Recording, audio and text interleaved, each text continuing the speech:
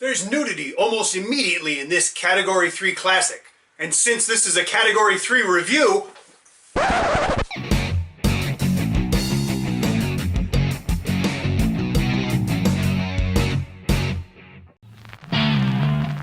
Welcome to Flashback Friday!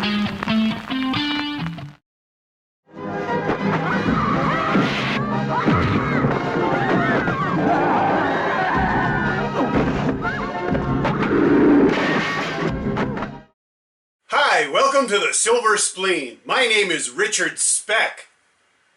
And this is my review of Jail House Eros. A young woman wants to escape the prison she's in. She fails, fatally. Years later, a brutal female prison guard arranges a tryst with her boyfriend in a disused part of the prison. 3 idiots get contracted to repaint another part of the prison. And every 5 minutes, the female inmates get mad at one another and get into fights. Clothing is the first casualty.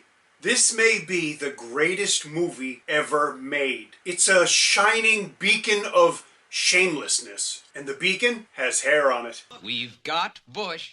I honestly think that the script for Jail House Eros was only about 5 pages long, and every time they hit some kind of creative roadblock, the director would just yell, "Fight and get naked!" That's not exactly fair. There is a story, but who cares? Actually, I do. It's a women in prison story, and a ghost story, and a romantic comedy story. It's, Category 3 movies in one. There's nudity, adult humor, and violence. But there's also jokes, and a lot of that great Taoist monk fighting stuff with the,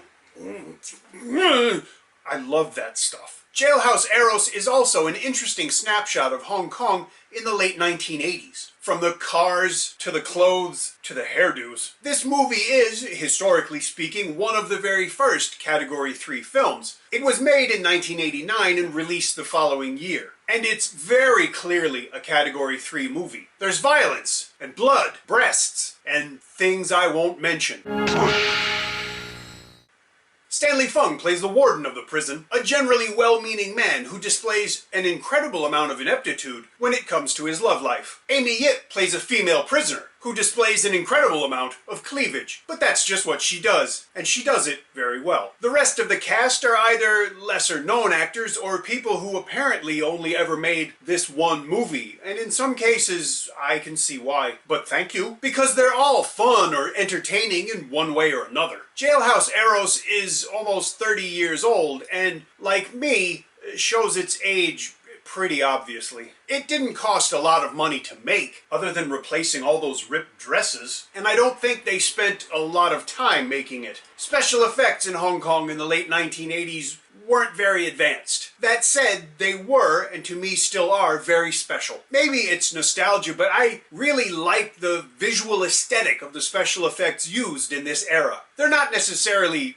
convincing, but they're fun. And when you remember the time and money spent, or not spent, in executing them, they become almost impressive. Speaking of impressive, the amount of nudity in this film is notable. I don't necessarily mean that in any kind of hum-sup way. It's just a very remarkable aspect of the film. Almost as remarkable as how much Wong Mei-hwa looks like Maggie Cheung, or how not naked Loletta Lee is in this movie. Jail House Eros captures the weird manic energy that infused so many Hong Kong movies of this era. You may not like everything about Jail House Eros, but it's not as though it doesn't give you plenty of options. It's a high nudity, women in prison, ghost Taoist fighter movie. Look, even if you were forced to sit in a chair and watch this movie and you didn't like any of those things, at least it would still go by quickly enough thanks to the pacing. Jail House Eros is shameless in everything it does, and that kind of honesty and verve is kind of missed. Jail House Eros is completely unapologetic, but there's nothing to be sorry about in this movie. All I ever ask of movies is that they entertain me, and as I think you can probably tell, Jail House Eros entertains the hell out of me. I enjoy watching that movie about once or twice a year, preferably with someone who's never seen it before,